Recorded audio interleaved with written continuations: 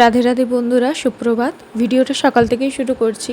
আজ একাদশী, সবাইকে একাদশীর অনেক অনেক শুভেচ্ছা। তো সকাল সকাল ঠাকুর পুজো কমপ্লিট করে নিয়েছি, তারপর ভিডিওটা তোমাদের সাথে শেয়ার করছি।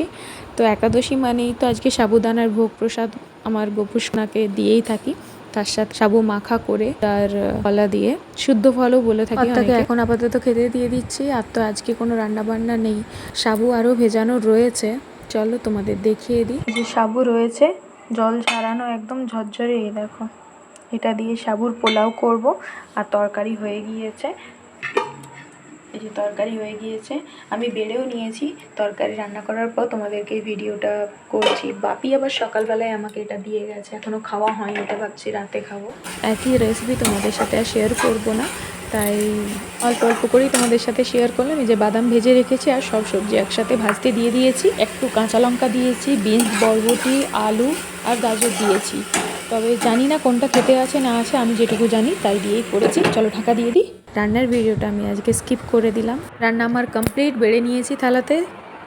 তো আজ দুপুরে করেছি একটু পোলাও। আজকের পোলাওটা সব থেকে সুন্দর করেছি। আসলে একটা রান্না বারবার প্র্যাকটিস করতে করতে অনেকটা ইমপ্রুভ হয়ে যায়, তোমরাও জানো। তো আজকে সেটাই করেছি, আর ভীষণ ঝরঝরে, ভীষণ সুন্দর হয়েছে। বাদাম দিয়ে, একটু গাজর, বিনস দিয়েছি, বরবটি দিয়েছি, অল্প আলু কুচিয়ে দিয়েছি। তো খুব সুন্দর করে করেছি। হলুদ বাদে তোমরা দেখেই বুঝতে পারছো। আর তার সাথে করেছি একটু কুমড়োর তরকারি। ব্যাস, এই হচ্ছে আজকে দুপুরের লাঞ্চ। তো সকালবেলায় কর্তাকে যেহেতু সাবু মাখা করে দিয়েছিলাম, তো বললো যে আমার পেটটা ভার আছে, এখন কিছু খাবো না, যদি খাই একদম বিকেলে খাবো। তো এখন দুপুর পেরিয়ে প্রায় বিকেল হয়ে গিয়েছে। তো এখন 3:30 মতো বাজে। আর আমিও সকালে ফল খেয়েছিলাম প্রসাদী ভোগের, তো সেটা খেয়ে আমার অনেকটা পেট ভর্তি ছিল। তো তার জন্য আর তেমন কিছু খাইনি। একদম দুজন মিলে 3:30-র সময় বসেছি খেতে। বেশ করে বাদাম দিয়েছি ভেজে, খেতে বেশ দারুণ লাগছে। মুচমুচে করে বাদামগুলোকে প্রথমে ভেজে তুলে নিয়েছিলাম। আজকের রান্নাটা সত্যি খুব সুন্দর হয়েছে। নিজের রান্নাকে বারবার নিজেই বলছি খেতে খুব সুন্দর হয়েছে, না সত্যি খুব ভালো হয়েছে খেতে। আর এখন সন্ধেবেলা, রাতের জন্য একটু আলু সেদ্ধ করে রাখা হয়েছে। আর রাতে খাওয়ার জন্য এই যে আলু একটু সেদ্ধ করে রেখেছি। আমার কর্তা এটা খেতে ভীষণ পছন্দ করে। আলু মাখা, একটু সব রকম শসা কুচি, একটু গাজর কুচি সব দিয়ে, কাঁচা লঙ্কা দিয়ে একটু বেশ সুন্দর করে করা। রেডি হয়েছে, এবার একটু বেরোবো। সন্ধে দেওয়া, ঠাকুর প্রণাম করা, নাম করা সব হয়ে গিয়েছে। এবার একটু বেরোবো। আমার গোপালেরই কয়েকটা জিনিস শেষ হয়ে গিয়েছে, সেগুলো কিনতে। আর তার সাথে একটা দোকানে ওর জামার টাকা দেওয়া রয়েছে, কিন্তু জামাটা নিয়ে আসা হয়নি, একটু চেঞ্জ করেছিলাম তাই জামাটা রয়ে গিয়েছিলো। তো সেটাও আজকে ভাবছি নিয়ে চলে আসবো। তো চলো তোমরা ভিডিওটা দেখতে থাকো আর সঙ্গে থেকো। বড়বাজারে ভিড়টা লেগেছে, শুধু তুমি দেখো একবার। তোমাকে চকলেটটা কি ঠিক খেয়ে নিতে হবে বলো? ছিলাম, গোপালের ড্রেস কেনা হয়ে গিয়েছে, বাড়িতে গিয়ে দেখাবো।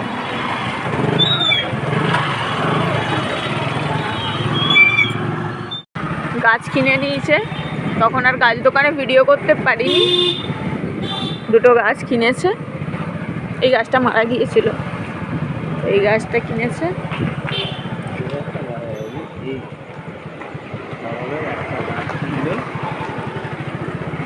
এই ধরনের, ওটাই তো বলছি।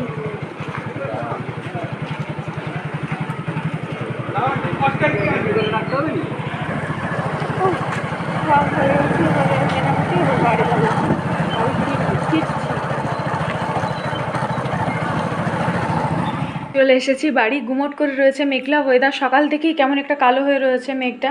বৃষ্টিও পড়েছে সকাল থেকে।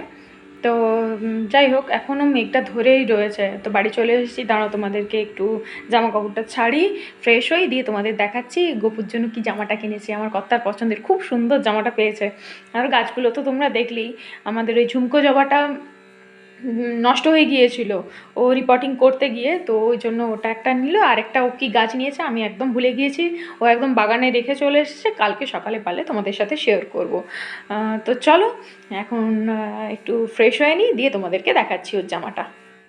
এই দেখো, দাঁড়াও, এক হাতে করে ধরে বের করছি ব্যাগটা থেকে। এই দেখো, খুব সুন্দর একটা গোলাপির সাথে হালকা অরেঞ্জে ঘেঁষা রয়েছে, আর সাইডটাতে খুব সুন্দর করে একটা লেস দেওয়া রয়েছে। খুব সুন্দর দেখতে লাগছে। তবে কোনো বড় ওকেশনে ওকে এটা পরাবো, এটা আমার ইচ্ছে রয়েছে। তো কেমন লাগছে তোমরাও কমেন্টে জানিও। সারা দিনটা কি কি করলাম না করলাম সবই তোমাদের সাথে শেয়ার করলাম আজকের মতো। তাহলে টাটা, দেখা হচ্ছে পরের ব্লগে।